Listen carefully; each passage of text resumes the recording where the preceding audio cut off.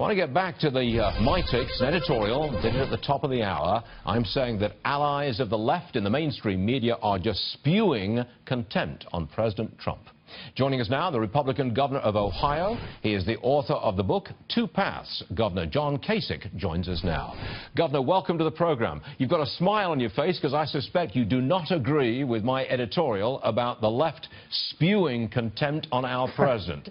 Go ahead, Stuart, No, what I'm saying is, look, the media has responsibility, right? I mean, if you're going to write a news article, don't make it an editorial. And if you're writing editorials, then you have to sift around and figure out what you believe. For me, I consume an enormous amount of information every day in an effort to try to find out what I conclude from reading everything. But I think it's very important, as I mentioned in my book, the media has a big responsibility. Yeah. And, when I look at the last election, they made a lot of money. Do you think they're living up to their responsibility? I mean, I've never seen anything like what we've seen in the last 6 months. Some are and some aren't. I mean, look, I've never known an administration that didn't think that the media was after them. Not one.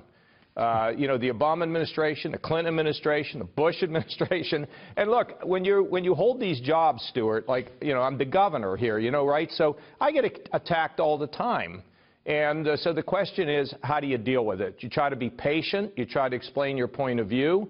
But at the end, it's like what Harry Truman said. If you can't stand the heat, you got to get out of the kitchen. And, yeah, I mean, I feel as though there have been some things written about me that have been cheap shots and all that. But, I just have to do my job and not let it get to me. And I let my press people kind of deal with it, too. I'm just going to press the point, I know there are growing numbers of Americans who don't think they're getting honest news. And it's a concern. It literally is, because these are people who are highly educated, very successful, and and they share some of the views that you have. But I've never seen it as personal as this. Governor, I have never seen it as personal as this. The mainstream media loathes this president, loathes him. Stuart, I'm not going to have a debate about the media. I've told you what I think. I think you should not be doing editorials calling that news articles. You leave your editorials on the editorial page. And there's lots of things. There's left wing, there's right wing, there's all kinds of stuff. Look, I mean, we went for a long time in this country where there were a big group of people who said that Barack Obama was not born in America, that he is some Muslim or something. I mean, it's everywhere. And all it does, let's get to the bottom line on this, Stuart.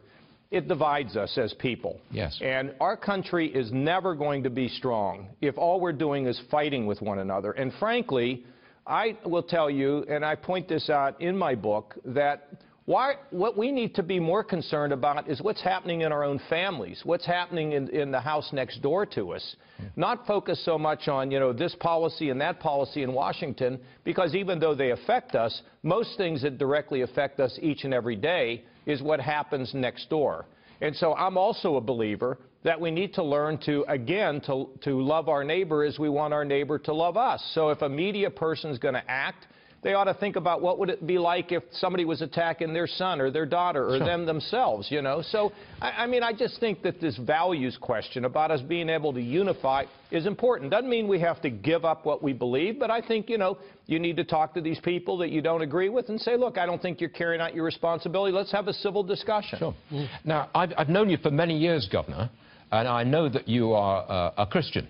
A practicing Christian. You are a believer. Well, I fail every day, but I'm trying to be a man of faith. We all do, of course we do. But you are a man of faith. Not you as much, though. I'm the #1 failure. Stop it. Flattery is the mother's milk of television, sir. One last one. Does your Christianity, your faith, your belief, does it infuse your politics? Not really. I mean, I don't read the Bible to figure out how I'm going to make a decision. I will tell you that as a result of looking at what, I think all the religions would basically agree that you can't ignore the least of those in your society. And that doesn't mean you tear down the people at the top in order to help the people that are down below, but we need to be concerned about them.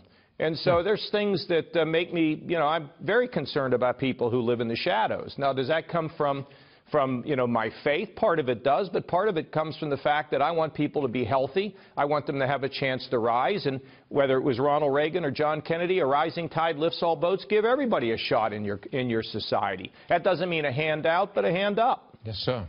Governor, I'm afraid we're out of time, but I enjoyed that. Always good to talk to you, Stuart. I haven't talked to you for a while. You're something, man. And hey, by the way, I do want to tell you this.